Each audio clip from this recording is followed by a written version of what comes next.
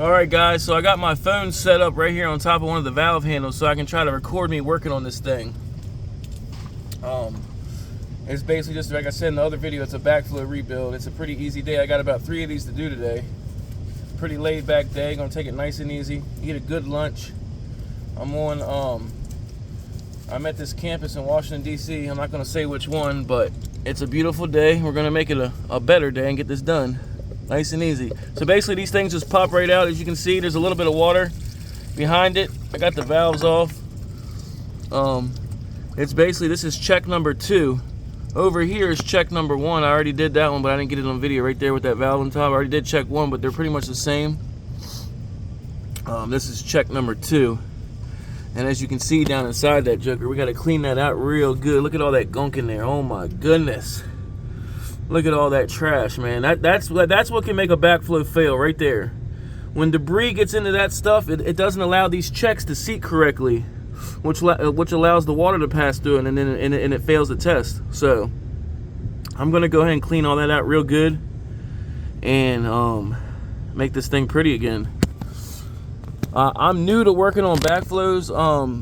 The company I work for just recently made me a backflow technician. I did my schooling, got my certificate, all that good stuff. So I'm qualified to do backflows, rebuild and test in the Washington D.C. area as of right now, and I'm working on getting my Virginia ones next. But like I said, this is check number 2. I'm gonna go grab the new one real quick and show you what the new one looks after I clean this out real good.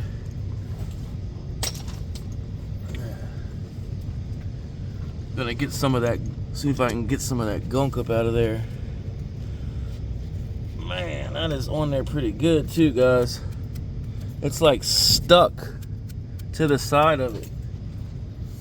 I'm talking like stuck. You want to get these where the O-ring sits clean as you can possibly get it, because you got that new O-ring going in there. It's going to be sitting in there. I know you ain't going to be able to get every little thing, but you definitely want to make sure that seat's nice and clean when you do these things, fellas.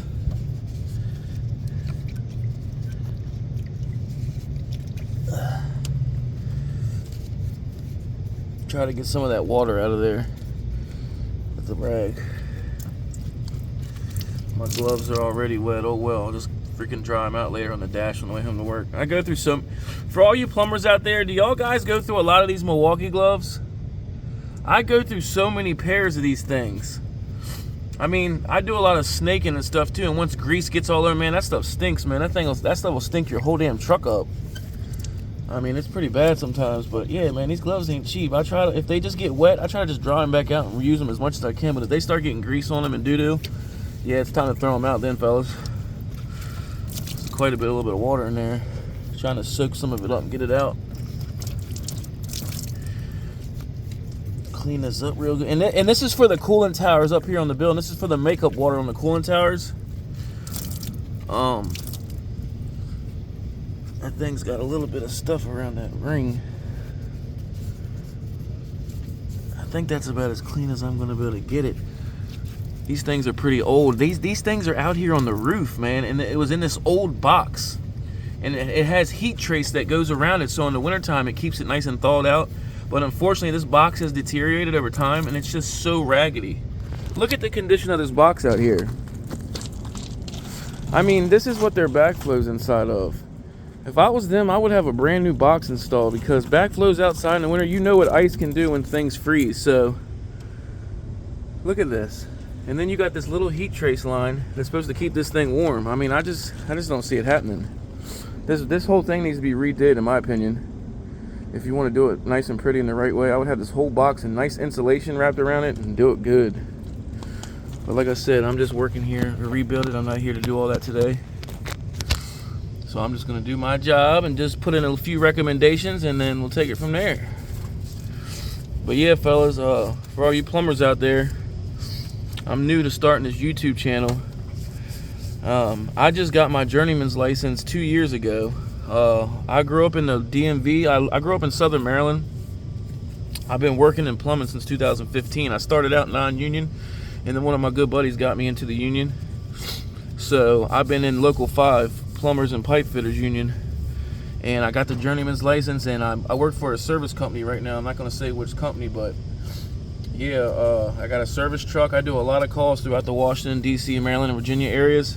A lot of service calls, and actually I go on call today. Today's my first day on call. We go on call for a full week, like every 11 weeks. We rotate on a shift. On call sucks. For all you service plumbers out there, you know what the on call is like. I mean, our on call is brutal. You pretty much buy you one of those little cots at Walmart, get a nice pillow, because you're going to be sleeping in your truck, because that's how many calls we get. You don't even get to make it home sometimes. Get you a good lunchbox, get you some of them things that you freeze in the freezer, they're like them little ice packs. Get you some good Gatorade, some Red Bulls, whatever the hell you drink, and your little cot and your pillow, because you're pretty much camping out for the whole week. But your check will be fat as hell. By the time they take out taxes, you should have a little bit left. But anyway, let me go ahead and get check number 2 out, guys. I'll be right back.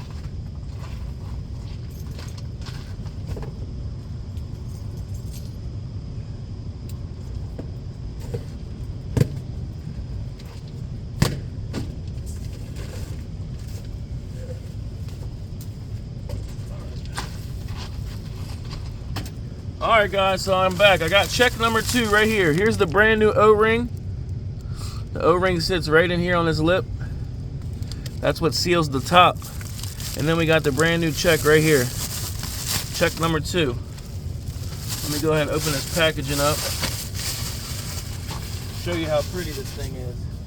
Look at that nice new shiny sucker. Huh? Ain't she a beaut?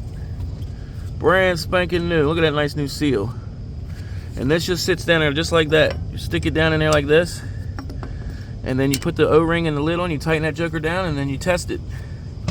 Let me get some, I put some of this real high dollar grease on my O-rings and on any rubber parts. We use this stuff right here. It's called Extreme Groove Lock Extreme Lubricant. We put this stuff on all our O-rings and any rubber seals or anything that's rubber. It pretty much keeps that stuff nice and soft and keeps it, you know, in good condition, because you don't want your O-rings dry rotting on you guys. So let me go ahead and put some of this on real quick, and then I'll be right back. I'm still here. I'm just over here off the camera.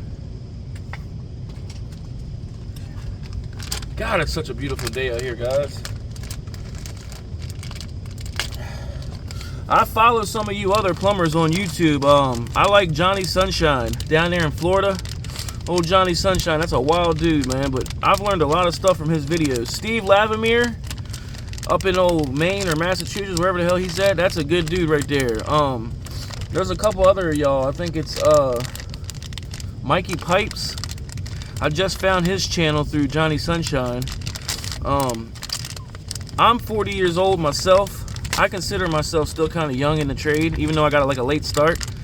But I swear, man, I don't know if I'm just weird or just that damn bored, but when most people, like all my buddies and shit, they go out to the bars and drinking and shit and partying, you would be shocked, man. I'm watching YouTube videos on plumbing on a Friday night, sitting in my recliner trying to get better at plumbing and learn from these guys on YouTube, man, because I really love this shit, man. Like, I really love plumbing, and it's kind of changed my life in a lot of ways, man. Like, I make real good money, and I actually enjoy what I do, man. Like, I love figuring the problems out, and I love piping things out. I just love solving problems, and believe it or not, I enjoy snaking. A lot of people don't like snaking, but I love snaking, man. It don't bother me a bit. I love watching that water go down. When you clear those drains and you watch that swirl going around, it's like you won, you know what I mean? Like you accomplished something. But don't get me fucking wrong. You do get those drains that are a pain in the ass, and then it ends up being like a broken pipe or something crazy going on, and you can't clear it, or it's just so much shit that you gotta cut the pipe out and replace it.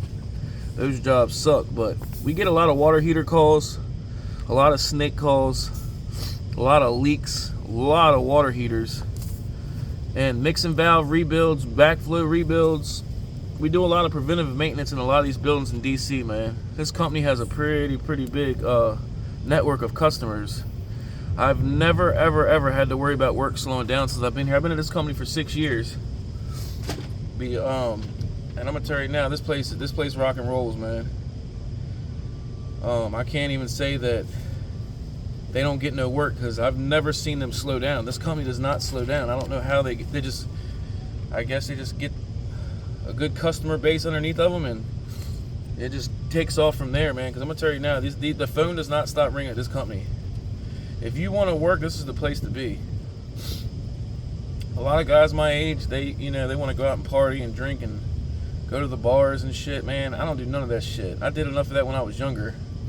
I got into a lot of trouble when I was younger, man. I straightened my life out big time. I had, I can go into detail for days, but man, I'm not perfect.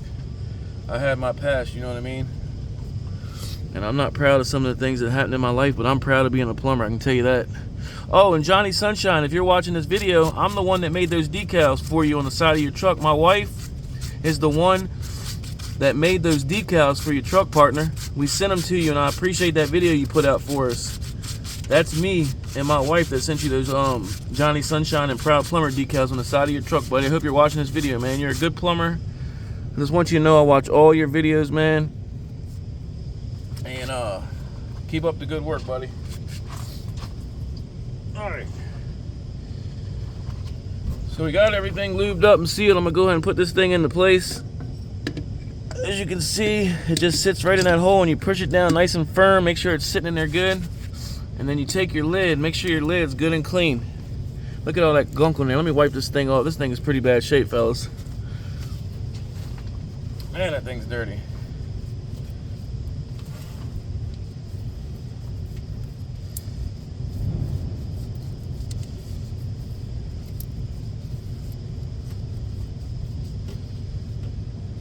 Good God, this thing is filthy, man.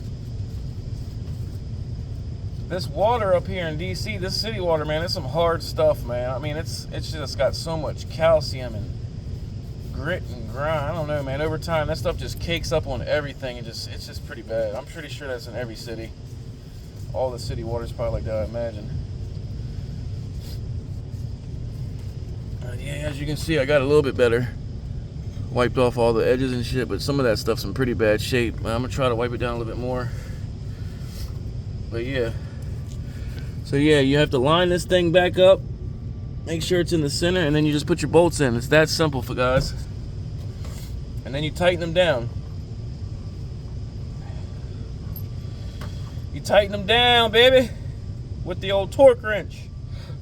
No, I'm just kidding. I don't know if you gotta use a torque wrench, but as long as you torque them down to where they're pretty tight, I don't imagine this thing would come off. Oh my God. Yeah, I love me some plumbing though, guys. I used to be a tree worker. I used to do tree work for like most of my young life. I was one of them arborists, man, and when my little brother had a tree fall on him and kill him on the job site back in 2011. And that's basically how I got into plumbing, because I just didn't want to do tree work no more after I witnessed that happen. And I had to find something, you know, we got to survive out here in this world. And one of my good buddies just happened to stop by one day, and he was a plumber, and he said, hey man, I'm about to start working for this new company, and they said I could bring a helper on with me. Would you be interested? I said, hell yeah, let's do it. I didn't know how to solder. I didn't know how to read a tape.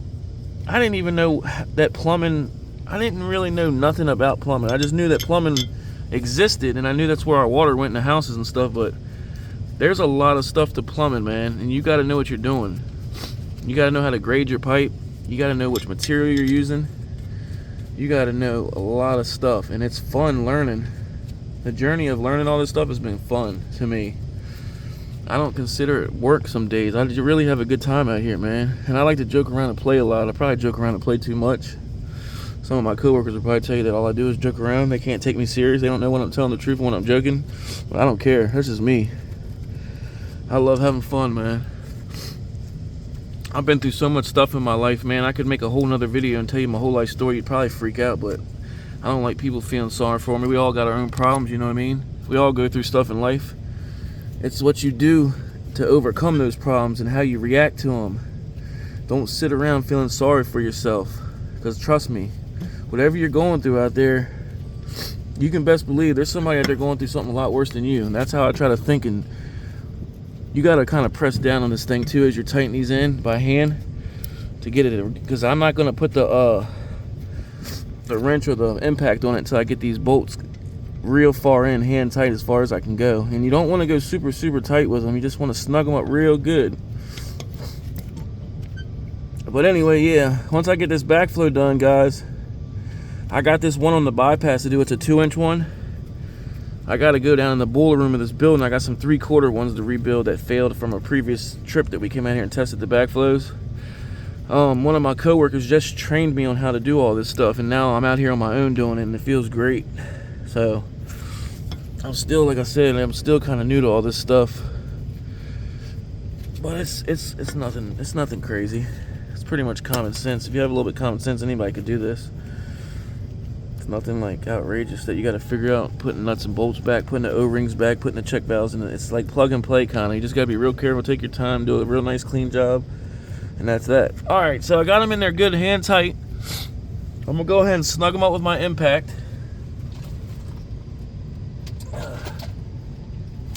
And shout out to good old Milwaukee. Using the Milwaukee impact right now. Just a simple basic impact with a 9/16 bit. And we're gonna go ahead and torque these things down nice and easy. We're gonna try to go on a star pattern. And you just wanna snug them down.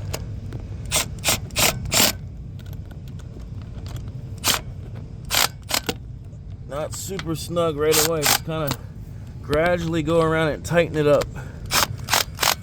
Try to do like a star pattern so it's a nice even tightness on that thing. And then once you get them all nice and close to being tight, just go around and hit them all with a couple little bumps.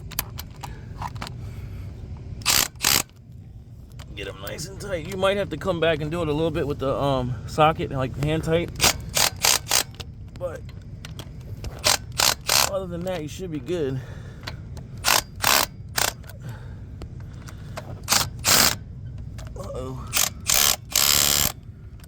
Alright guys, so we got all that snug down.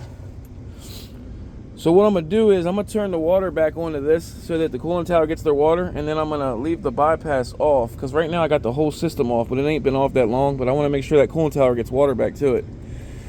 Man, there's a lot of stuff going on, man. I've noticed a lot of issues with this pipe. Look how many repairs have been made to this copper line over time, probably from it being outside busting and freezing. Look at all the couplings on this line. There's so many couplings. I could go all the way down that joker and show you guys like how many couplings are in this thing. I mean, I know some of it's probably from when they first installed it, of course, but you can tell that this line has split. I mean, up here on the roof in the wintertime, we got some pretty brutal winters out here in Washington, D.C. It gets pretty damn cold sometimes, and I can imagine this line split. There's the main valve back there, old gate valve back there. See it? That joker's old as hell, but it's working. That's the cooling tower right there that this water feeds. This is the makeup water for the cooling tower. But like I said, I got the backflow rebuild. I just need to rebuild the bypass real quick, and then I can move on to the ones in the boiler room. I might go ahead and shut this video off now, and then I'll get back to you guys later on once we get down in the boiler room. All right, well, I'll talk to you guys later. Peace.